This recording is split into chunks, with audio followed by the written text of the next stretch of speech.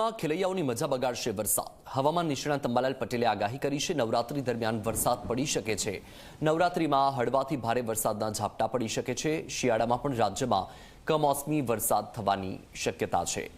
તો એક તરફ જે ગરબા રસિકો છે એ નવરાત્રીને લઈને તૈયારીઓ કરી રહ્યા છે.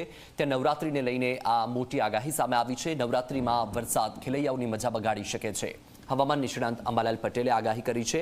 નવરાત્રી દરમિયાન વરસાદ પડી શકે છે. જી હા, નવરાત્રીમાં હળવાથી ભારે વરસાદી ઝાપટાની શક્યતા છે. શિયાળામાં પણ રાજ્યમાં કમોસમી વરસાદ થવાની સંભાવના છે. તો જ્યાં એક તરફ રાજ્યમાં વરસાદી માહોલ છે અને બીજી તરફ નવરાત્રીને લઈને અત્યારથી જ લોકોમાં ઉત્સાહ જોવા મળી રહ્યો છે. જે પણ ખેલૈયાઓ છે તેમણે ગરબાના અવનવા સ્ટેપ્સ શીખવાની અને પ્રેક્ટિસ કરવાની પણ શરૂઆત કરી દીધી છે.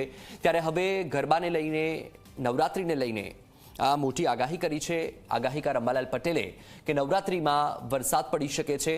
હળવાથી મધ્યમ વરસાદી ઝાપટા પડી શકે છે. ચોમાસું પતવાની દિશામાં નથી.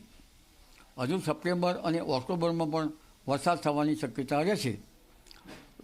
સપ્ટેમ્બરની શરૂઆતમાં વરસાદ થશે.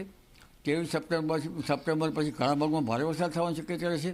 10મી ઓક્ટોબર આસપાસ પણ વરસાદ થવાની શક્યતા રહેશે. એટલે ચોમાસું લગભગ ઓક્ટોબરના પ્રથમ સપ્તાહ કે બીજા સપ્તાહ સુધી રહી શકે તેવી સ્થિતિ રહેશે.